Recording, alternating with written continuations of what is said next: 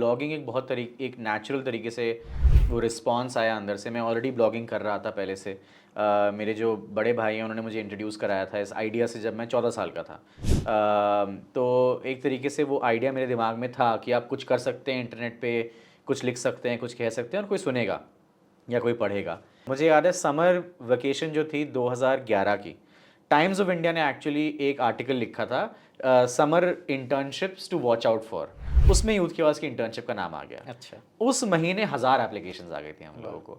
तो एक तरीके से वो एक किक ऑफ पॉइंट बन गया एंड मैंने फिर फोकस करना शुरू किया बिजनेस डेवलपमेंट पे। और 2011 ख़त्म होते होते 12 शुरू होते होते मुझे समझ में आ गया था कि किस तरीके से हम लोग एक महीने का बेयर मिनिमम रेवेन्यू ला सकते हैं ताकि मुझे ये छोड़ना ना पड़े, ताकि मैं अपने लिए कुछ 5-10 हज़ार रुपये निकाल सकूं, मेरी टीम को 10-15 हज़ार रुपये पर मंथ मिल सकें, धीरे धीरे करके हम उसको बिल्ड कर सकें। आपने बहुत पहले ये डिसाइड कर लिया था कि रेवेन्यू के लिए आप ऐड नहीं रन करेंगे। बिल्कुल।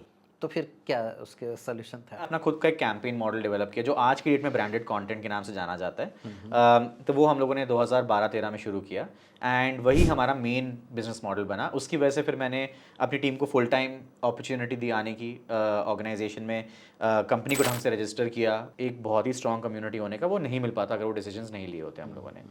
तो आई थिंक हम लोगों ने फिर एक पर्सपेक्टिव बिल्ड किया कि अगर एंटरप्रेन्योर्स के लिए यूनिकॉर्न होना ज़रूरी है तो क्या सोशल एंटरप्रेन्योर्स के लिए एक सोशल यूनिकॉर्न होना ज़रूरी है। और सोशल यूनिकॉर्न का मतलब है रेवेन्यू नहीं, क्या आप बिलियंस ऑफ लोगों तक पहुंच सकते हैं, क्या आप उनकी ज़िंदगी बदल सकते हैं। आई थिंक वो एक एस्पिरेशन ज़्यादा बड़ा बन गया। इसका मतलब है कि ठीक है शायद आप $1 बिलियन कंपनी ना बना पाए बट आप $1 मिलियन कंपनी बना सकते हैं।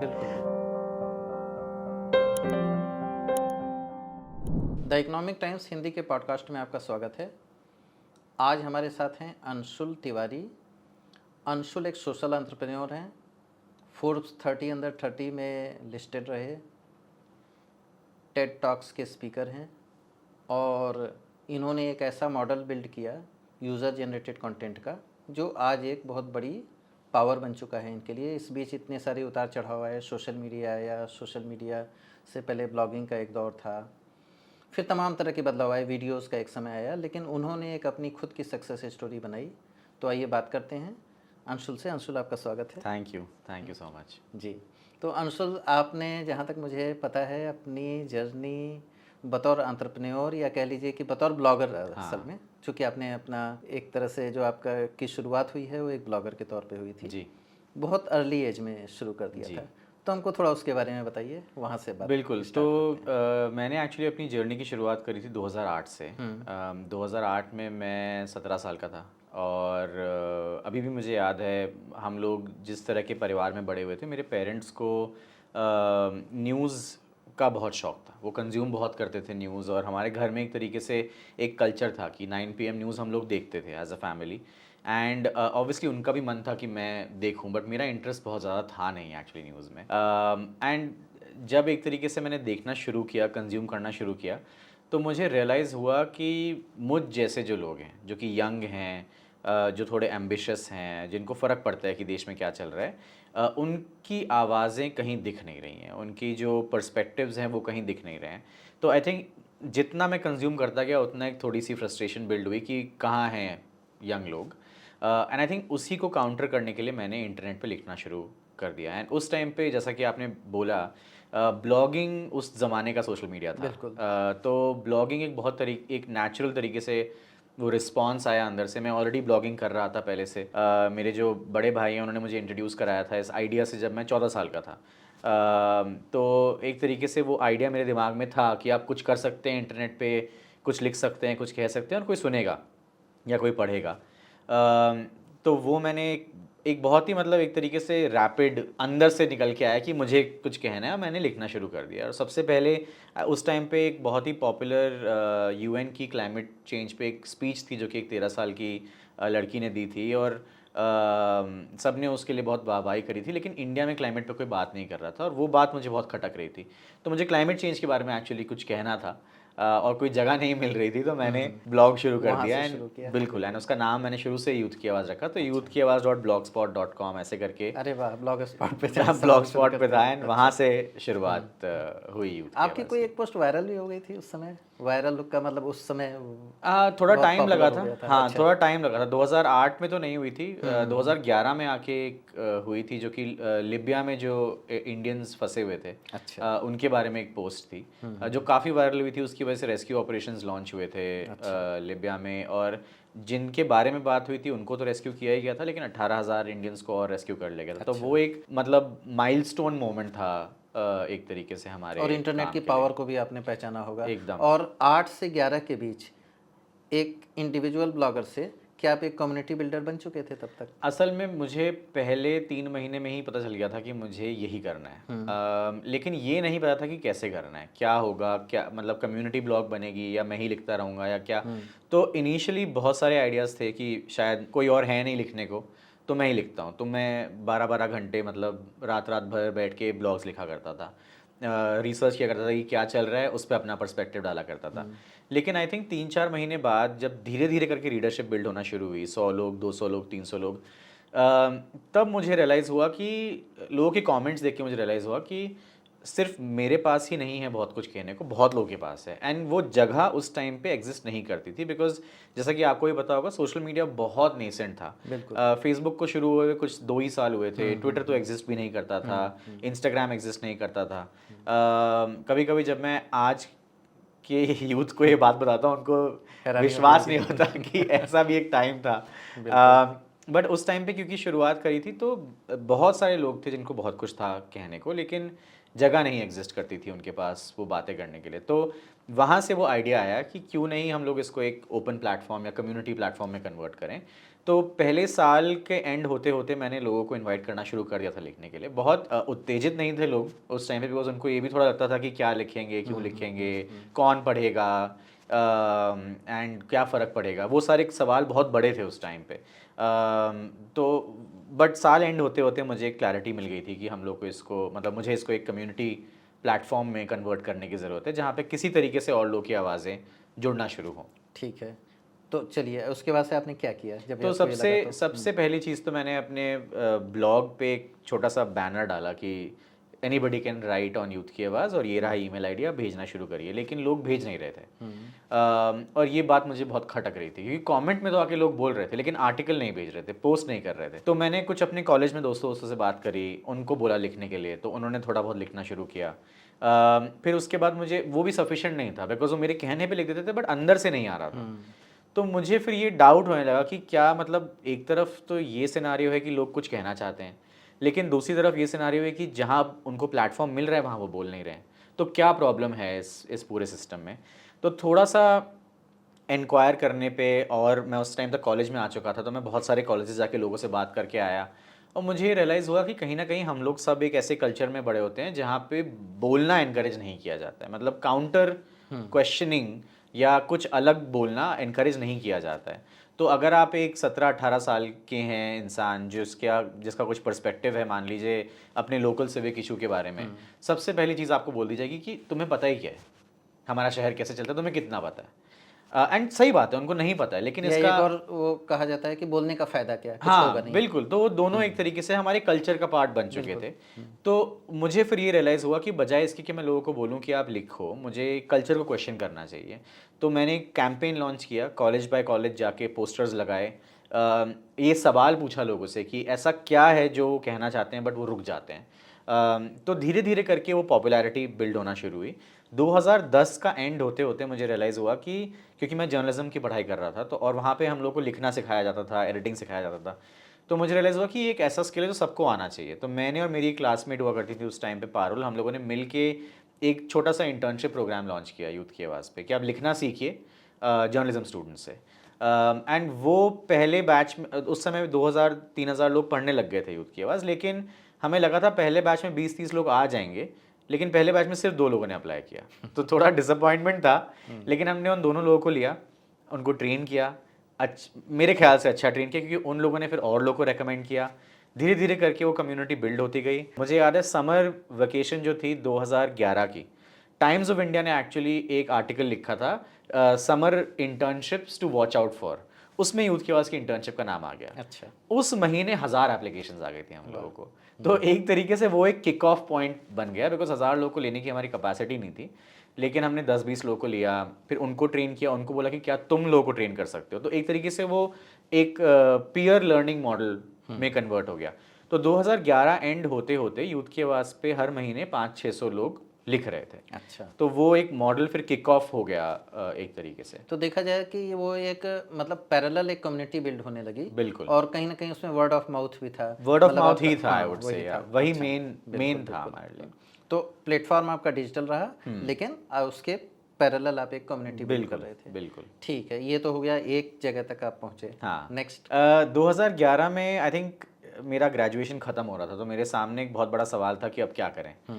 मेरे पेरेंट्स को भी थोड़ी चिंता थी, वो बहुत इनकरेजिंग थे शुरू से, हमेशा रहे हैं। लेकिन ऑब्वियसली हर पेरेंट को ये होता है कि मतलब करियर कैसे बिल्ड होगा, स्टेबिलिटी कैसे आएगी फाइनेंशियल। और मैं ऐसे परिवार से नहीं आ रहा था जहाँ पे बहुत फाइनेंशियल एक्सेस था, बहुत लिमिटेशंस थी हमारे लिए, तो इसलिए एक बहुत बड़ा सवाल था वो कि सस्टेनेबिलिटी कहाँ से आएगी। एंड 2011 क्योंकि मैं ग्रेजुएट हो रहा था, दो ऑप्शंस थे, पोस्ट ग्रेड कर लूँ और साथ साथ ही चलाता रहूँ, थोड़ा और टाइम मिल जाएगा 1-2 साल का, या जॉब कर लूँ और साथ साथ ही चलाता रहूँ, थोड़ा पैसा आने लग जाएगा, उससे मैं ये फंड कर सकता हूँ। लेकिन मुझे दोनों ही आइडिया बहुत ही बेकार लगे, बिकॉज मुझे लगा कि अगर मैं इन दोनों में से कोई भी पिक करूँगा तो ये सेकंड प्रायोरिटी होगा, और अगर ये सेकंड प्रायोरिटी हो गया तो मैं इसको कभी नहीं कर पाऊँगा, ये मतलब एक साइकिल में मैं घुस जाऊँगा। तो मैंने अपने पेरेंट्स को यही बोला कि मुझे आप 1 साल का टाइम दीजिए, अगर नहीं हो पाया तो मैं इन दोनों में से कुछ एक कर लूँगा। उस 1 साल मैं जितने स्पॉन्सर से मिल सकता था मैं उतने स्पॉन्सर से मिला। मैं जहाँ जा सकता था वहाँ गया। मैंने आज की डेट में भी नोट किया हुआ है, 1263 ईमेल्स भेजी मैंने अच्छा। पूरे साल भर में। कंपनीज़ को, स्पॉन्सर्स को, करीब 150-200 कॉल्स करे लोगों को, मीटिंग्स करी बहुत सारी, यानी हर दिन में 3 से 4 ईमेल आपने आराम शायद से, भेजी होंगी। मिनिमम रहा ये। एंड उससे कुछ निकल के नहीं आया। तो ऐसा नहीं कि किसी ने बहुत आगे बढ़ चढ़ के आके बोला कि हम स्पॉन्सर करेंगे। ज़्यादातर लोग बोलते थे कि हम बार्टर कर लेते हैं, हम आपके लिए पोस्टर छपवा देंगे, आप हमारा ऐड चला दो, ऐसे चीज़ें हुआ करती थी। जो भी आया मैंने लिया, मतलब किसी चीज़ को भी मैंने मना नहीं किया। लेकिन जब साल थोड़ा मिड में आ गया, अगस्त 2011, तब थोड़ी एंजाइटी बढ़ने लगी कि अब साल ख़त्म होने वाला है, 6 ही महीने बचे हैं, क्या किया जाए। उस टाइम पे मैं बहुत सारे अवार्ड्स के लिए अप्लाई कर चुका था यूथ की आवाज़ के लिए, और हमें कुछ भी नहीं मिला था। लेकिन एक ईमेल आई उस टाइम पे, एक यूएन एजेंसी है, UN global alliance for ICT and development, उनकी एक ईमेल आई कि वो लोग एक अवार्ड चलाते हैं पार्टनरशिप में किसी के साथ, international centre for new media के साथ, जो ऑस्ट्रिया बेस्ड ऑर्गेनाइजेशन है, called world summit youth award, जहाँ पे उनको लगता है कि यूथ की आवाज़ फिट होता है, तो हमें अप्लाई करना चाहिए। तो मुझे लगा ठीक है, ये एक और कर देते हैं अप्लाई। मैंने अप्लाई कर दिया उसके लिए, ज़ीरो एक्सपेक्टेशंस के साथ। और सितंबर में पता चला कि हमें वो अवार्ड मिल गया है, और हम एशिया की पहली ऑर्गेनाइजेशन है जिसको वो अवार्ड मिला है। तो वो एक बहुत बड़ा मोमेंट था। कोई कैश प्राइज़ नहीं था, कुछ नहीं था, लेकिन मुझे पहली बार ज़िंदगी में न्यूयॉर्क जाने का मौका मिला। मेरे पास पासपोर्ट भी नहीं था, तो मैं और मेरी मम्मी ने भाग दौड़ करके किसी तरीके से तत्काल में पासपोर्ट बनवाया। हम न्यूयॉर्क गए, बहुत लोगों से मिलने का मौका मिला, और एक चीज़ मुझे रियलाइज़ हुई कि कई सारे आइडियाज़ ऐसे होते हैं जिनको परसिवरेंस की ज़रूरत होती है, और शायद यूथ की आवाज़ ऐसा एक आइडिया है जिसमें शायद इमीडिएटली वैलिडेशन ना मिले, लेकिन थोड़े टाइम में वैलिडेशन मिलना शुरू और हो आपको ये जाएगा। भी लगा होगा कि दुनिया में बहुत सारे लोग ऐसा कर रहे हैं, मेरे बिल्कुल, जैसा सोच रहे हैं, कर 30 रहे लोगों हैं। को मिला था वो अवार्ड दुनिया भर से। बिल्कुल, तो मैं ऐसे बिल्कुल। और लोगों से मिला जो एक ही स्टेज पे थे कहीं ना कहीं, जो सब स्ट्रगल कर रहे थे लेकिन सब लगे हुए थे। मिडिल ईस्ट से थे, अफ्रीका से थे, बहुत सारी जगहों से थे। तो एक वो मोटिवेशन बिल्ड हुआ है, ऐसा लगा कि अच्छा मैं किसी कम्युनिटी का पार्ट हूँ, जहाँ हम सब एक जैसा सोचते हैं। तो उससे एक बहुत एनर्जी आई। एंड 2011 ख़त्म होते होते एक और यूएन का कंपटीशन हो रहा था उस समय, यंग इनोवेटर्स कंपटीशन, जो कि दुबई में जिसके फाइनल्स हुए थे। उसके लिए मैं गया, मैंने प्रेजेंट किया यूथ की आवाज़ का पूरा मॉडल वहाँ पे, और वहाँ से हम लोगों को एक कैश प्राइज़ मिला $10,000 का। उस टाइम पे वो करीब 5 लाख करीब था, और कट कटा के टैक्सेस वगैरह 3-3.5 लाख हम लोग के बैंक में आए। एंड मेरे दिमाग में वो एक बहुत बड़ा वैलिडेटिंग मोमेंट था, बिकॉज मुझे लगा कि अब ये 3-3.5 लाख रुपए से मैं लोगों को हायर कर सकता हूँ, शायद पार्ट टाइम हायर कर सकता हूँ, और मैं ज़्यादा डेडिकेटेडली बिजनेस मॉडल बिल्ड करने पे फोकस कर सकता हूँ। तो वही मैंने किया। हमारी पहली एडिटर जो थी, उन्होंने पार्ट टाइम ज्वाइन किया, फुल मतलब धीरे धीरे करके वो फुल टाइम हो गई। लेकिन वहाँ से 2 और लोग आए, वो दोनों भी स्टूडेंट्स थे, लेकिन उनको मैंने स्टाइपेंड देना शुरू किया। एक टीम बिल्ड हुई स्लोली एंड स्टडीली, एंड मैंने फिर फोकस करना शुरू किया बिजनेस डेवलपमेंट पे। और 2011 ख़त्म होते होते 12 शुरू होते होते मुझे समझ में आ गया था कि किस तरीके से हम लोग एक महीने का बेयर मिनिमम रेवेन्यू ला सकते हैं, ताकि मुझे ये छोड़ना ना पड़े, ताकि मैं अपने लिए कुछ 5-10 हज़ार रुपये निकाल सकूं, मेरी टीम को 10-15 हज़ार रुपये पर मंथ मिल सकें, धीरे धीरे करके हम उसको बिल्ड कर सकें। एंड सब लोग बहुत मोटिवेटेड थे, तो ऐसा नहीं था कि उस समय कोई भी पैसे के लिए कर रहा था। हम सबको ये था कि एक मॉडल बिल्ड करना है, कुछ नया करना है, कुछ अपना करना है, एंड वहाँ से ही शुरू कर रहे थे हम लोग। आपने बहुत पहले ये डिसाइड कर लिया था कि रेवेन्यू के लिए आप ऐड नहीं रन करेंगे, बिल्कुल। तो फिर क्या उसके सोल्यूशन? सबसे बड़ी बात तो ये थी कि क्योंकि मैंने ऐसी एज पे शुरू किया था जहाँ पे मुझे एड से नफरत थी एज अ कंज्यूमर, तो मुझे लगा कि मैं उसी एज ग्रुप के लिए बना रहा हूँ, 17, 18, 19 साल के लोगों के लिए बना रहा हूँ, तो मुझे वो चीज़ नहीं करनी चाहिए जो मुझे पसंद नहीं है। अगर मैं नहीं कंज्यूम करना चाहता ऐड और मेरे जैसे लोग नहीं कंज्यूम करना चाहते हैं एड्स, तो मुझे एड्स नहीं डालने चाहिए वाईके पे। हम लोगों ने शुरू से ये सोचा कि शायद कुछ और एग्जिस्ट करता है। मुझे याद है बहुत सक्सेसफुल ब्लॉगर्स हुआ करते थे उस टाइम पे, बहुत बड़े बड़े नाम, अमित अग्रवाल शायद आप जानते हो अगर, लैबनॉल नाम की ब्लॉग चलाया करते थे वो, डिजिटल इंस्पिरेशन, प्लग्ड इन नाम की एक ब्लॉग हुआ करती थी, आशीष सिन्हा चलाते थे, ऐसे बहुत सारे लोग थे। ट्रेवल और टेक तो बहुत ही बहुत बिल्कुल बिल्कुल, और मतलब एक तरीके से वो लोग पिनिकल पे थे ब्लॉगिंग के, उनसे मैं ज्यादा की बात किया करता था, बिकॉज उस टाइम पे एक कम्युनिटी हुआ करती थी इंडी ब्लॉगर नाम की, वो मीटअप्स ऑर्गेनाइज करता था। तो इंडी ब्लॉगर की मीटअप पे जाके मैं इन लोगों से बात किया करता था, और ये सब लोग बोलते थे कि एक ही तरीका है और वो है एड्स, और कोई तरीका नहीं है। और मेरे लिए दिमाग में एक तरीके से वो चैलेंज बन गया कि ऐसा कैसे हो सकता है कि और कोई तरीका ना हो।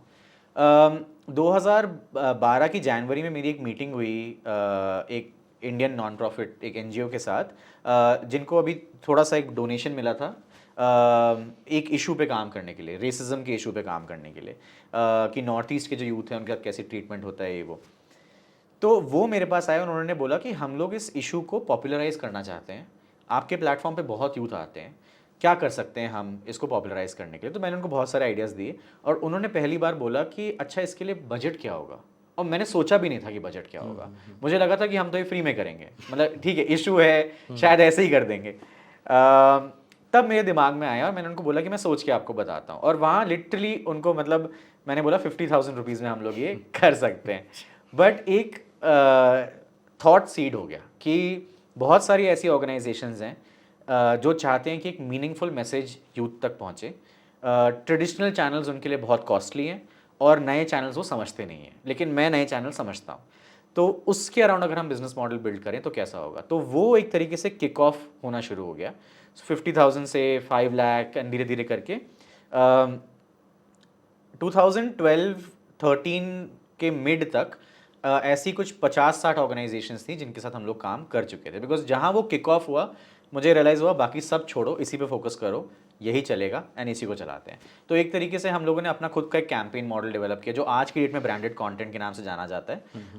तो वो हम लोगों ने 2012-13 में शुरू किया, एंड वही हमारा मेन बिजनेस मॉडल बना। उसकी वजह से फिर मैंने अपनी टीम को फुल टाइम अपॉर्चुनिटी दी आने की ऑर्गेनाइजेशन में, कंपनी को ढंग से रजिस्टर किया। उस टाइम तक हम लोग सोल प्रोप्राइटरशिप थे, फिर प्राइवेट लिमिटेड में कन्वर्ट किया, और धीरे धीरे करके और लोगों को भी हायर करना शुरू किया। तो 5-6 लोगों की फुल टाइम टीम 2013 में हम लोग हो गए थे। तो इस तरह से समझ लीजिए आपने एक ऐसा मॉडल बिल्ड किया जिसमें एक तरफ लॉयल ऑडियंस है, हाँ आप एक ब्रिज की तरह काम कर रहे हैं, बिल्कुल, और वो लोग हैं जिनको एक लॉयल ऑडियंस तक अपना मैसेज पहुंचाना है, और वो कैंपेन आप बिल्कुल पहुंचाने कैंपेन के जरिए से, उस कैंपेन के हाँ, जरिए आप उस बात को, उस मैसेज को पहुंचा सकते हैं। बिल्कुल तो ये एक पूरा मॉडल बना, और मुझे लगता है आने वाले साल में ये ठीक ठाक सक्सेसफुली रन करने लगा। बिल्कुल 5-6 साल तक तो ये धुआंधार चला, मतलब हमारे लिए काफ़ी एक ग्रोथ का पॉइंट। 15 में आपको एक वो भी मिला, फंड, हाँ फंडिंग हम लोगों ने बिल्कुल।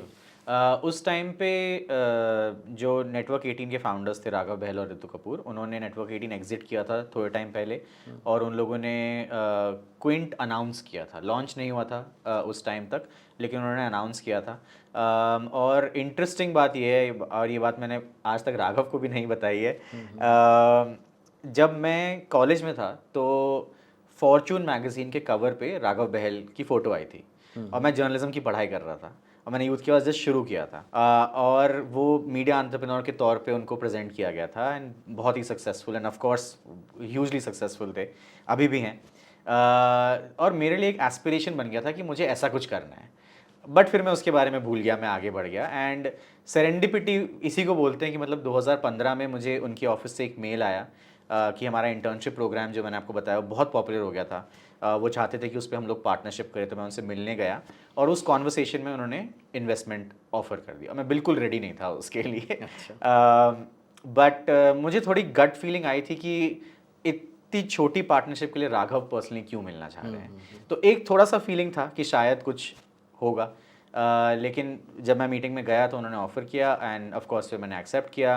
आने वाले कुछ महीने हम लोगों ने उसको फॉर्मलाइज़ किया एंड 2015 की अगस्त सितंबर के बीच में हमारा पहला फंडिंग राउंड, पहला और आखिरी एक ही राउंड हम लोगों ने रेज़ किया है, फंडिंग राउंड हम लोगों ने रेज़ किया उनसे, एंड फिर वहाँ से हमारी ग्रोथ और ज़्यादा तो आपको स्केल करने में मदद मिली होगी। बिल्कुल, बहुत ज़्यादा। ठीक। अब आते हैं 15 के बाद की जर्नी पे, फिर कैसे आगे बढ़े? क्योंकि मुझे लगता है कि एक जगह जाने के बाद तो ये भी तो लगता है कि अब हम सैचुरेशन पॉइंट पे पहुंच रहे हैं, सब कुछ हो गया, अब आगे। बिल्कुल। तो एक्चुअली फंडिंग रेज़ करने के कुछ ही महीनों में हमें रियलाइज़ हुआ कि हम लोग इस फंडिंग की यूटिलाइजेशन नहीं कर सकेंगे अगर हम लोग कुछ रैडिकल नहीं करेंगे। और हमारे लिए रैडिकल उस समय क्या था कि उस टाइम तक लोगों के लिए वाईके पब्लिश करने का मतलब था वो एक ईमेल आईडी पे अपना आर्टिकल भेजा करते थे, हमारे एडिटर्स उसको रिव्यू करते थे, अगर वो अच्छा होता था तो उस ऑथर की प्रोफाइल क्रिएट करी जाती थी प्लेटफॉर्म पे और हम लोग उसको पब्लिश करते थे। इस पूरे प्रोसेस में हफ्ता लग जाता था कभी कभी, बिकॉज दिन के 30-40 आ रहे हैं, एडिटर्स 3-4 हैं, बहुत ज़्यादा लोग नहीं थे, एंड हर चीज़ फैक्ट चेक करनी है, सब कुछ सोचना है। 2015 में हम लोगों ने एक बहुत बड़ा डिसीजन लिया, वो ये था कि हम लोग एडिटर ड्रिवन मॉडल को छोड़ के एक मॉडरेटर ड्रिवन मॉडल पे जाएंगे। एडिटर्स ऑब्वियसली हम लोग रिटेन करेंगे, हमारी टीम ट्रांजिशन करेगी उसमें, और हम लोग एक पब्लिशिंग प्लेटफॉर्म की जगह एक टेक्नोलॉजी प्लेटफॉर्म बनने का एस्पिरेशन रखेंगे, जिसका मतलब ये था कि हम लोग प्लेटफॉर्म को ओपन कर देंगे, मतलब कोई भी लॉगिन करके इमीडिएटली पब्लिश कर सकता है। ये बहुत बड़ा रिस्क था लेकिन एक बहुत बड़ी अपॉर्चुनिटी भी थी, और उसका सबसे बड़ा बेनिफिट ये हुआ कि महीने में 500-600 लोग लिखा करते थे उसके पहले वाईके पे, एक साल में हम लोग 70-80 हज़ार पे पहुंच गए थे। ये किस ईयर की बात रही होगी? ये बिटवीन मिड 15 से मिड 16 तक आप मान लीजिए। अच्छा, जो ट्विटर के को फाउंडर थे उन्होंने भी मीडियम प्लेटफॉर्म बिल्ड किया था इसी एफ विलियम्स, हाँ। मुझे लगता है ये कब की बात रही होगी, ये भी उसी के आसपास आई थिंक उन्होंने 16 में ही किया था। हाँ, और मीडियम भी देखते देखते काफ़ी पॉपुलर हो गया, क्योंकि वो भी एक इसी तरह का प्लेटफॉर्म था जहाँ पे उनको लगा कि लॉन्ग फॉर्म में जो है कंटेंट जनरेट किया जाए और उसका एक पूरा प्लेटफॉर्म बनाया जाए। जी बिल्कुल। एंड आई थिंक वो एक हमारे लिए बहुत बड़ा वैलिडेटिंग पॉइंट था, बिकॉज हमें ये लगा कि अगर और लोग भी ये सोच रहे हैं, इसका मतलब है कि ये एक स्पेस है जो कि हम लोग रैपिडली ऑक्यूपाई कर सकते हैं। और आई थिंक हम लोगों ने हमेशा कंपटीशन को ऐसे ही देखा है कि अगर हम कुछ कर रहे हैं और उसमें कोई नया आ जाता है, इसका मतलब है कि वहाँ इंटरेस्ट बिल्ड हो रहा है, जिसका मतलब है कि हमें और करना चाहिए, उसको रुकना नहीं है, डबल डाउन करना चाहिए हम लोगों को। तो हमने वही किया। मीडियम अनाउंस हुआ, उस टाइम पे इंडिया में नहीं था इतना पॉपुलर, लेकिन ग्लोबली काफ़ी पॉपुलर हो गया, काफ़ी उन्होंने फंडिंग रेज कर ली, एंड हमें लगा कि इस पर डबल डाउन करते हैं। जितना हम लोग इंडिया के कॉर्नर्स में घुस सकते हैं वहाँ घुसते हैं, जहाँ जहाँ हम लोग जा सकते हैं वहाँ जा सकते हैं। तो हम ऑलरेडी बायलिंगुअल प्लेटफॉर्म थे, लेकिन हिंदी की बहुत बड़ी टीम नहीं हुआ करती थी, हमने हिंदी की टीम बिल्ड करी। हम लोगों ने और लैंग्वेजेस के लिए लोगों को हायर करना शुरू किया, धीरे धीरे करके वो बिल्डअप होना शुरू हुआ, एंड हमारी फिर कम्युनिटी वहाँ से 70,000 80,000 से 1 लाख 1.5 लाख ग्रो करते करते आज की डेट में 2 लाख लोग पर मंथ की हमारी कम्युनिटी है जो कि एक्टिवली लिख रहे हैं यूथ की आवाज़ पे। ठीक। अच्छा, इस एक सवाल मेरा ये है कि जैसा कि हमने देखा कि एक समय था जब इंटरनेट आया और लोगों को अपनी बात कहने का एक माध्यम मिला, वो माध्यम था ब्लॉग। मतलब वन वे की बजाय टू वे कम्युनिकेशन हो गया कि ठीक है, मैं भी इस प्लेटफॉर्म पे अपनी बात कह सकता हूँ without any filter, without any sensor. इसके बाद से एक समय आया सोशल मीडिया। सोशल मीडिया बहुत तेज़ी से पॉपुलर हुआ और धीरे धीरे ब्लॉगिंग खत्म होने लगी ऑलमोस्ट। इंडिया में तो यही हुआ। बिल्कुल। और मेरे ख्याल से ग्लोबली भी यही हुआ एकदम। इसके बीच चूँकि आपने जर्नी अपनी वहाँ से स्टार्ट की, तो जब सोशल मीडिया का इम्पैक्ट आया और उसके बाद भी आपने बताया कि आप 200 से आपने स्टार्ट किया और 2 लाख तक पहुँचे, बिल्कुल, ये कैसे पॉसिबल हुआ? आई थिंक 2 चीज़ें थी इसमें। पहली बात तो ये कि हमारे लिए सबसे बड़ा जो सामने हमारा कंपटीशन था वो राइटिंग के पॉइंट ऑफ व्यू से नहीं था, बिकॉज मुझे लगता है कि जो क्रिएशन है इंटरनेट पे, चाहे आप वीडियो क्रिएट करें, चाहे आप पॉडकास्ट क्रिएट करें, चाहे आप कुछ लिखें, I feel like her medium के लिए क्रिएटर्स एग्जिस्ट करते हैं। सफिशिएंट लोग हैं जो लिखना चाहते हैं, सफिशिएंट लोग हैं जो वीडियो बनाना चाहते हैं, सफिशिएंट लोग हैं जो पॉडकास्ट क्रिएट करना चाहते हैं एंड सो ऑन। प्रॉब्लम है कंजम्पशन की। वीडियो कंजम्पशन ज़्यादा है, ऑडियो कंजम्पशन ज़्यादा है, राइटिंग कंजम्पशन शायद उतना नहीं है। रीडर्स शायद कम हो रहे हैं, लेकिन वीडियो कंज्यूमर्स थोड़ा बढ़ रहे हैं। ये एक परसेप्शन क्रिएट होना शुरू हो गया था एंड आई फील लाइक वो हमारे लिए ज़्यादा बड़ा एक तरीके से एनजाइटी का मोमेंट था कि अब हम क्या करें, क्या हमें भी वीडियो करना शुरू कर देना चाहिए। लेकिन आई थिंक मेरे लिए और हमारी टीम के लिए एक बहुत इंपॉर्टेंट सवाल था, वो ये था कि हमारा कमिटमेंट किसके ओर ज़्यादा है, क्या कम्युनिटी की ओर ज़्यादा है या फॉर्मेट की ओर ज़्यादा है। और हर सवाल में कम्युनिटी जीतता था। तो हमारा सवाल ये था कि अगर हम वीडियो में जा रहे हैं तो क्या हम कम्युनिटी क्रिएटेड वीडियोस कर सकते हैं। सबसे पहले हमने वो ट्राई किया कि अगर कम्युनिटी ही वीडियोस बनाना शुरू कर दे, एंड वो मॉडल हमारे लिए उतना नहीं चल पाया बिकॉज सबसे बड़ा प्रॉब्लम था उसमें कि यूट्यूब ऑलरेडी एग्जिस्ट करता है, यूट्यूब एग्जिस्ट करता है, इंस्टाग्राम आने लग गया था। लोगों को एक नए प्लेटफॉर्म की ज़रूरत है जहाँ वो वीडियोस क्रिएट करेंगे, क्योंकि हमेशा एस्पिरेशनल वैल्यू तो फेसबुक, इंस्टाग्राम, यूट्यूब से जुड़ी रहेगी। वो लोग रेवेन्यू भी ऑफर कर सकते हैं, वो हैविली फंडेड हैं, वेंचर कैपिटल फंडेड हैं, पब्लिक कंपनीज हैं, उनके पास पैसों की कमी नहीं है। तो हम किससे compete कर रहे हैं, वो बहुत बड़ा सवाल था। सेकेंड हमारे लिए ये भी क्वेश्चन था कि मैंने एक्चुअली उस टाइम पे एक किताब पढ़ी 0 to 1 नाम की, पीटर थिल की। बहुत सारी चीज़ों पे मैं पीटर थिल से बहुत वेहेमेंटली डिसएग्री करता हूँ, लेकिन उस किताब में एक चीज़ थी जो मुझे बहुत स्ट्रांगली मेरे लिए रेजोनेट करी। वो ये थी कि उन्होंने ये लिखा है कि आपके पास जब आप बिल्ड कर रहे होते हो तो दो ऑप्शंस होते हैं। या तो आप एक ऐसे बड़े जंगल में घुसो जहाँ बहुत सारे शेर हैं और आप लड़ो मरो इन द होप कि शायद आप सबसे बड़े शेर बन जाओ, या फिर आप एक ऐसा जंगल चुनो जो बहुत यूनिक है, जो हमेशा रहने वाला है और आप वहाँ के अकेले शेर रहो। एंड आई थिंक वो बहुत स्ट्रांगली रेजोनेट किया है ना। हम लोगों ने सेकेंड ऑप्शन को चुनना इसलिए प्रेफर किया बिकॉज मुझे लगता है कि मार्केट बहुत बड़ा है, हर कोई एग्जिस्ट कर सकता है। इसका मतलब ये नहीं है कि हम हर किसी से compete करना शुरू करें। तो हमने दो चीज़ें करी। पहली ये कि हम लोगों ने डिसाइड किया कि कम्युनिटी क्रिएशन हमारे लिए सबसे इंपॉर्टेंट रहेगा, राइटिंग सबसे आसान है, हम उस पर फोकस करेंगे कम्युनिटी के लिए। तो वो हमारा एक बहुत बड़ा राइटिंग के लिए फोकस। सबसे बड़ी बात है कोई रिसोर्स की जरूरत नहीं एग्जैक्टली, आपको कैमरा आपके नहीं चाहिए, पास आपको कुछ भी नहीं। हाँ, हाँ, आपके पास शब्द हो और एक कोई लिखने का माध्यम हो। एकदम हमारे लिए आई थिंक वो बहुत इंपॉर्टेंट बनता गया। एंड क्योंकि हमारी राइटिंग कम्युनिटी बढ़ती जा रही थी, हमारे लिए हमें कभी मन में आया ही नहीं कि राइटर्स कहाँ से आएंगे। राइटर्स तो आते जा रहे थे। सबसे बड़ा सवाल था रीडर्स कहाँ से आएंगे, बिकॉज फेसबुक के एल्गोरिदम बदल रहे थे। कभी मुझे याद है उन्होंने अनाउंस किया कि हम लोग पेजेस को प्रायोरिटी देंगे, तो सडनली हमारी रीडरशिप जो है 5 मिलियन, 10 मिलियन, 15 मिलियन पहुंच गई। अगले दिन उन्होंने अनाउंस किया पेजेस को हम प्रायोरिटी नहीं देंगे, और धड़ से गिर के 2 मिलियन पे आ गई। तो एक वो बहुत बड़ा इशू था एंड आई थिंक वो सबसे बड़ा प्रॉब्लम था कि हमारी टीम के लिए अब मुझे ये रियलाइज़ होता है कि वो कितना बड़ा एक एंजाइटी का सोर्स बन गया था। आप डेली लड़ रहे हैं ट्रैफिक के लिए और आपको पता ही नहीं कि कहाँ से आएगा, कैसे आएगा। तो आई थिंक हमारे लिए 2016 से 2018 तक का टाइम जो था वो कम्युनिटी प्लेटफॉर्म के पॉइंट ऑफ व्यू से डिफ़िकल्ट था। हमारी कम्युनिटी प्लेटो कर गई थी काफ़ी ज़्यादा हद तक, ट्रैफिक नहीं ग्रो हो पा रहा था, हम वही कांस्टेंट लड़ाई में लगे हुए थे जो बाकी मीडिया ऑर्गेनाइजेशंस भी लड़ रहे थे कि कैसे सोशल मीडिया से कम्पीट किया जाए, कैसे क्या किया जाए।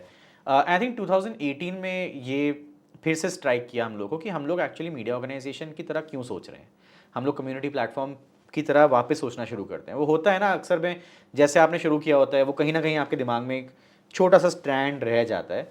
तो हमारे लिए ज़रूरी था कि वो उसको कॉर्ड को कट कर दिया जाए पूरी तरीके से। मतलब हम बिल्कुल भी ट्रैफिक के पॉइंट ऑफ व्यू से ना सोचें, हम सिर्फ ये सोचें कि हमारी कम्युनिटी को क्या चाहिए। हाँ, कुछ हद तक ट्रैफिक चाहिए, लेकिन वो हद क्या है। क्या हमारी कम्युनिटी हमें कह रही है कि मुझे हमने हर आर्टिकल पे 50,000 लोग चाहिए? नहीं कह रही है।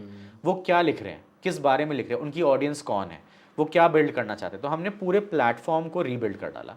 हमने फोकस किया कि इंटरनल प्लेटफॉर्म का डिस्ट्रीब्यूशन कैसे काम करता है, वाईके की जो 2 लाख की कम्युनिटी है वो एक दूसरे का कंटेंट कैसे डिस्कवर कर सकती है, वो एक दूसरे से कैसे एंगेज कर सकती है। और हमने इस बात पे फोकस किया कि उनके लिए और वैलिडेशन के पॉइंट्स क्या हो सकते हैं। क्या हम उनके आर्टिकल्स को लेके किताब छाप सकते हैं, क्या हम लोग उसके साथ एक पॉडकास्ट बना सकते हैं, हम क्या क्या कर सकते हैं अपनी कम्युनिटी के लिए जो उनको वैलिडेट करे। और हमने वो करना शुरू कर दिया एंड आई थिंक वहाँ वो प्रेशर रिलीज हो गया हमारे ऊपर से कि हमें ट्रैफिक के लिए लड़ाई करनी है। एंड हमें ये भी रियलाइज़ हुआ कि बेयर मिनिमम ऑडियंस के साथ भी हमारी जो राइटिंग कम्युनिटी है वो सक्सेसफुल है। सक्सेस का डेफिनेशन हम ही डिफाइन कर सकते हैं, हमारे लिए ज़रूरी नहीं है कि कोई और डिफाइन करे। तो हमने वो थोड़ा सा रीथिंक करना शुरू कर दिया कि हमारे लिए पैरामीटर्स क्या हैं सक्सेस के, एंड वो बहुत हेल्पफुल रहा। 2018-19 के बाद से एक तरीके से वो एक उसने रिफ्रेश कर दिया हमारे पर्सपेक्टिव को। और शायद एक चीज़ ये भी होती होगी, जब आप मार्केट में जाते होंगे तो आपके पास 50 लाख हों लोग जो फेसलेस हों, हाँ, इसकी बजाय 2 लाख लोग जो है जिनके फेसेस हों, जिनको आप एब्सोल्युटली, जानते हैं, वो बिल्कुल, ज़्यादा इम्पोर्टेंट है। बिल्कुल। एंड आई थिंक सबसे बड़ी बात ये थी कि हम लोग जो लोग वाईके पे लिख रहे थे, हमें उनके बारे में बहुत पता था। जब वो लॉगिन कर रहे थे, वो अपना हमें शहर बता रहे थे, जेंडर बता रहे थे, एज बता रहे थे।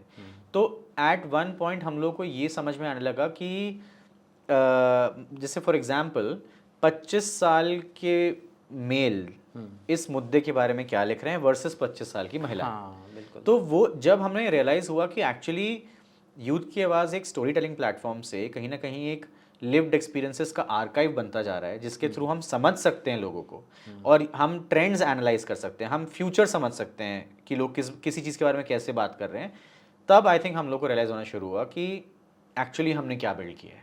बिकॉज शुरू किसी और पॉइंट से किया था, लेकिन ये रियलाइजेशन ऑलमोस्ट अपनी जर्नी के 14-15 साल बाद हम लोगों को हुआ। बिल्कुल। तो फिर 2020 में कोविड आया, बिल्कुल, बहुत सारे जो है लोग जो अपने परंपरागत तरीके से काम कर रहे थे उनको एक झटका भी लगा, बिल्कुल। बहुत सारे नए आइडियाज़ पे लोगों ने काम भी शुरू कर दिया। आपके ऊपर क्या इम्पैक्ट पड़ा, आपकी यूथ की आवाज़ पे क्या इम्पैक्ट पड़ा? इनिशियली हमें लगा था कि कोई इम्पैक्ट नहीं पड़ेगा बिकॉज हम लोग प्राइमरीली डिजिटल हैं, लेकिन बहुत ही गलत थे हम लोग, बहुत इम्पैक्ट हुआ। आई थिंक सबसे बड़ी बात थी कि सब लोग उस टाइम पे बहुत ज़्यादा स्ट्रेस थे। एक जनरल सोसाइटल एंजाइटी थी कि क्या चल रहा है। जब आप डेथ टोल देखते हैं, जब आप देखते हैं कि आपके आसपास क्या हो रहा है, आपके फ्रेंड्स, उनके पेरेंट्स, आपके रिलेटिव्स, एक तरीके से आई थिंक वो आपके माइंडसेट के साथ बहुत ज़्यादा खेलता है। जी, तो आपका बिजनेस मॉडल हाँ, इम्पैक्ट हमारा हुआ। कोविड के टाइम पे हमारा बिजनेस मॉडल बहुत बुरी तरह से इम्पैक्ट हुआ, क्योंकि जितनी ऑर्गेनाइजेशन के साथ हम काम कर रहे थे वो सब भी कोविड को रिस्पॉन्ड कर रहे थे। तो कहीं ना कहीं उनकी प्रायोरिटीज़ बदली, मतलब वो जिस चीज़ के लिए हम लोग को फंड कर रहे थे, उन्होंने वही फंड्स कोविड रिस्पॉन्स की ओर डाइवर्ट की, जो कि करना भी चाहिए था। लेकिन कहीं ना कहीं वो कोलैटरल डैमेज हमारी ऑर्गेनाइजेशन पे भी आया। एंड एक पॉइंट ऐसा आ गया था जब हमारा रेवेन्यू बहुत ज़्यादा गिर गया, मतलब इतना गिर गया कि मुझे लगने लगा था कि अब कहाँ से पैसे आएंगे पता नहीं। हम लोगों ने एक रिज़र्व बिल्ड किया था अपना, over the course of time वो रिज़र्व ख़त्म होने लग गया। हम मतलब एकदम ऐसे पॉइंट पे पहुंच गए थे जहाँ मुझे लगने लगा कि बिल्कुल आइडिया नहीं है मुझे क्या होने वाला है। मैंने अपनी टीम को बोल दिया था कि देखो, आई हैव नो आइडिया, मैं क्विट नहीं करने वाला हूँ, लेकिन अगर किसी को लगता है कि उनकी जॉब इस समय खतरे में है या फिर उन्हें कहीं और जॉब ढूंढने की ज़रूरत है, तो फील फ्री। मैंने किसी को रोका नहीं, बट इंटरेस्टिंगली किसी ने नहीं छोड़ा। पूरी टीम लगी रही, सबको ये भरोसा था कि हम लोग फिगर आउट कर लेंगे। एंड धीरे धीरे करके हम लोगों ने फिगर आउट किया। 2020 जब ख़त्म हुआ, 21 आया, एक नया दौर शुरू हुआ हमारे लिए, नए क्लाइंट्स आए, थोड़ा हम लोग पानी से बाहर आए।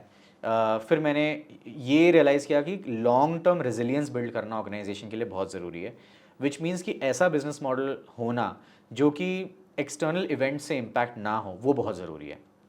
एंड वहाँ आई थिंक 2021 में एक बहुत बड़ा सवाल मन में आ गया था कि ये वाला मॉडल जब तक हम लोग चलाते आए हैं वो नहीं चलेगा। हमें करना चाहिए, अभी भी हम लोग करते हैं, लेकिन उस पर डिपेंडेंसी नहीं होनी चाहिए हमारी, हमें कुछ नया बिल्ड करना चाहिए। तो 2021-22 में हम लोगों ने ये बहुत बड़ी तरीके से एक नया बिजनेस मॉडल बिल्ड करने की ओर अपना एफर्ट करना शुरू कर दिया। तो ये तो रहा, उसके बाद से फिर आपने कुछ चेंज किया क्या अपना पूरा मॉडल? बिल्कुल, हम लोगों ने अपना पूरा मॉडल इवॉल्व किया। हाँ, हम लोगों ने अपनी ऑर्गेनाइजेशन, अब यूथ की आवाज़ एक तरीके से 3 डिमेंशनल ऑर्गेनाइजेशन है। जो स्टोरी टेलिंग प्लेटफॉर्म है, राइटिंग प्लेटफॉर्म है, वो ऑब्वियसली हमारे लिए, जिसको हम बोलते हैं टॉप ऑफ द पिरामिड है। एक तरीके से वो सबसे पॉपुलर है, सबसे ज़्यादा लोगों तक पहुंचता है। हम सबसे ज़्यादा यंग लोगों को एक्सेस कर पाते हैं उसकी वजह से।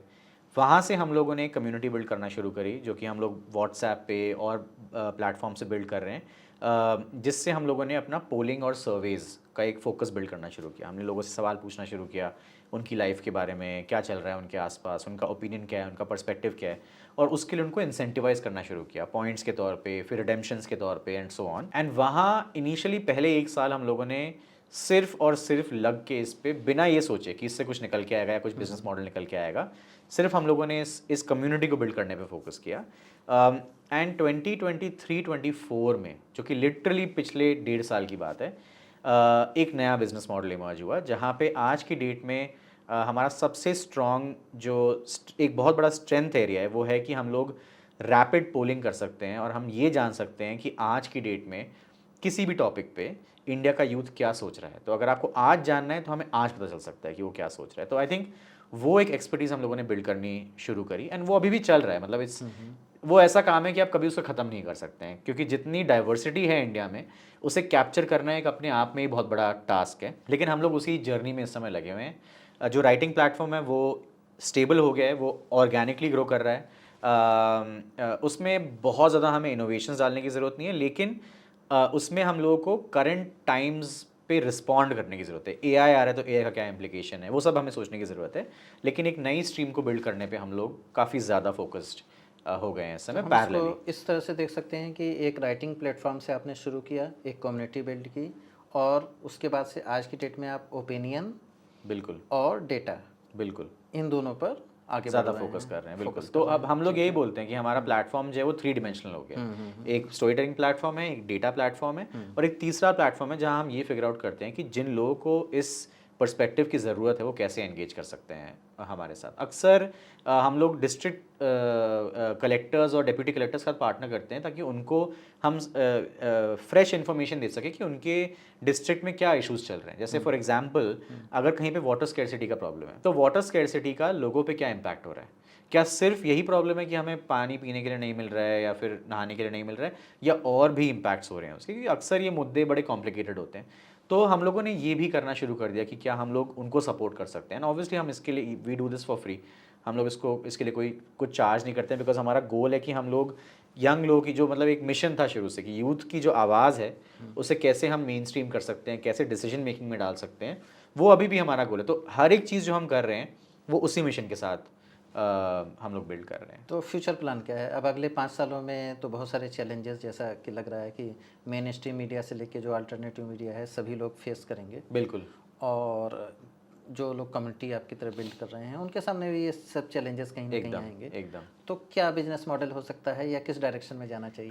मैंने एक्चुअली एक चीज़ बहुत कठिनाइयों से सीखी है कि अक्सर 5 साल वाले प्लान फेल हो जाते हैं। एंड आई थिंक क्योंकि जिस तरह से दुनिया बदल रही है, अब आप देखिए यूएस में क्या चल रहा है, वहाँ की पॉलिटिक्स कैसी है, ग्लोबल पॉलिटिक्स कैसी है। आई फील लाइक कुछ भी गारंटीड नहीं है। तो हमारे लिए 2 चीज़ें फिर बहुत इंपॉर्टेंट हो जाती हैं कि एक, हम लोग मिशन से ज़्यादा लगाव करें, फॉर्मेट से उतना लगाव ना करें। माने कि अगर कल को मिशन को अचीव करने के लिए ऑर्गेनाइजेशन का फॉर्मेट बदल जाता है, मिशन ज़्यादा ज़रूरी है, format come second. Which was a tough decision but I think वो इम्पॉर्टेंट डिसीजन है। दूसरा ये कि हम लोग किस तरीके से दुनिया में जो चीज़ें बदल रही हैं उसको कैसे रिस्पॉन्ड कर सकते हैं हम लोग, चाहे वो टेक्नोलॉजी के पॉइंट ऑफ व्यू से हो कि एआई आ रहा है तो हम एआई पे कैसे अपना पर्सपेक्टिव बिल्ड करेंगे एज एन ऑर्गेनाइजेशन, या ये हो कि आने वाले टाइम में यंग लोग के लिए दुनिया बहुत बदलने वाली है। क्लाइमेट चेंज बहुत बड़ा इशू बनता जा रहा है, यंग लोग काफ़ी स्ट्रगल कर रहे हैं बस ये समझने में कि उनका फ्यूचर कैसा लगेगा, वो कहाँ जाएंगे जॉब्स के लिए, वो क्या करेंगे। तो किस तरीके से हम लोग इन ज़रूरतों को रिस्पॉन्ड कर सकते हैं, बिकॉज हमारी सोच ये है कि अगर आप किसी जेन्युइन नीड को फुलफिल करेंगे तो कोई ना कोई तो उसके लिए पैसे देगा ही देगा। तो बात करनी है, बात रखनी है, उसके लिए बिल्कुल। माध्यम कुछ भी हो सकता है। एकदम। कल को आप लिख के कर रहे थे, एकदम आने वाले दिनों में शायद कुछ किसी और और भी हो तरीके से सकता है। करेंगे। एकदम बिल्कुल। एकदम। तो हमारा कमिटमेंट कॉज की ओर ज़्यादा है, फॉर्मेट की ओर थोड़ा कम है।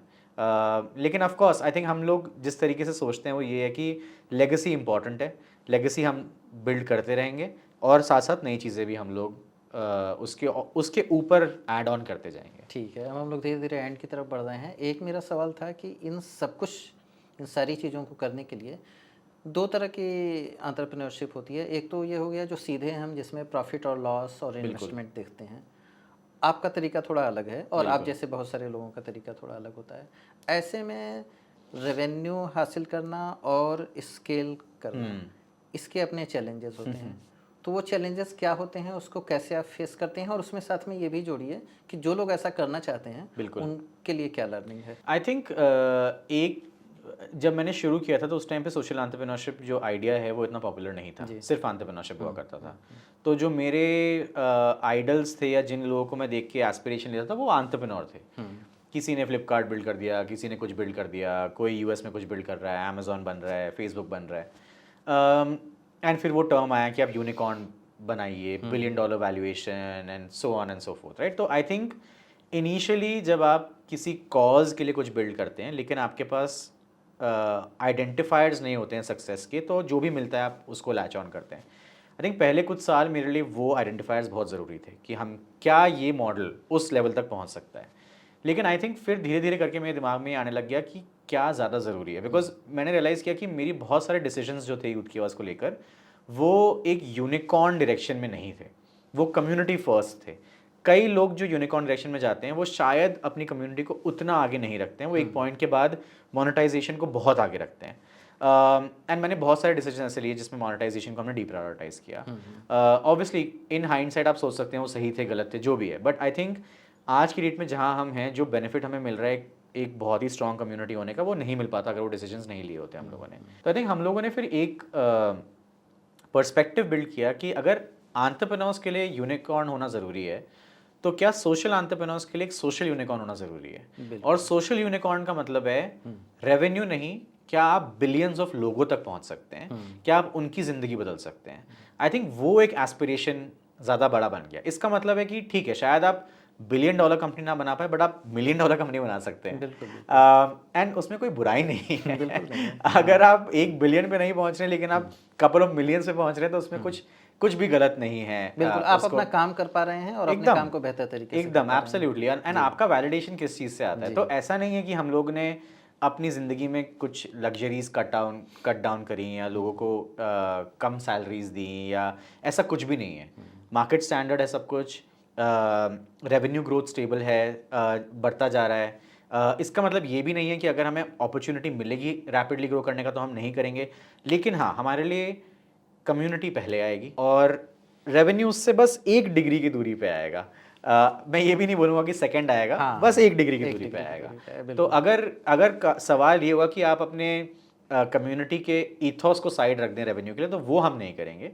कम्युनिटी का ईथॉस इंटैक्ट रहेगा और साथ साथ रेवेन्यू भी चलता रहेगा। एंड मेरा एक्चुअली बहुत ही स्ट्रॉन्ग बिलीफ है कि इस पर्सपेक्टिव की वजह से रेवेन्यू भी स्केल करेगा, बिकॉज दुनिया जैसे बदल रही है ना, लोग वर्टिकल कम्युनिटीज़ ढूंढ रहे हैं। वो चाहते हैं कि ऐसी कम्युनिटीज़ में जाएं जो इंटीमेट हो, जो उनको एक आइडेंटिटी दे सकें, जो उनको एक बिलोंगिंगनेस की फीलिंग दे सकें। हम लोगों ने एक्चुअली अभी एक सर्वे किया था, सॉरी मैं थोड़ा एक्स्ट्रा जा रहा हूँ, जिसका नाम है vibe, voices for inclusion belonging and empowerment. ये एक नेशन वाइड स्टडी थी कि यंग लोगों के लिए कम्युनिटी बिलोंगिंग का क्या मतलब होता है।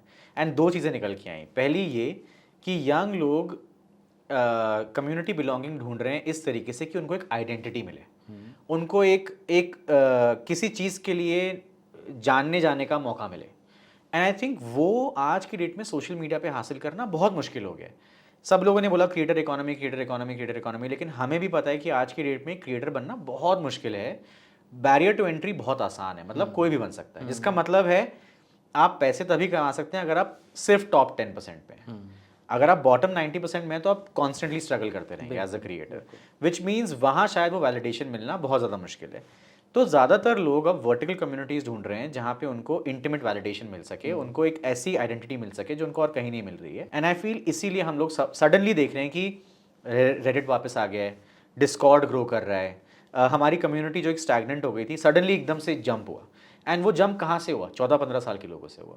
तो एक जो नई जनरेशन ऑफ इंटरनेट कंज्यूमर्स आ रही है उसका पर्सपेक्टिव बहुत अलग है। उनको मिलेनियल्स के पर्सपेक्टिव से फ़र्क नहीं पड़ता, वो बल्कि ये सोच के आ रहे हैं मिलेनियल्स ने बहुत बड़ा बोला कि चेंज एंड होप एंड ये वो, उससे कुछ नहीं हुआ, हमें अपना देखना है।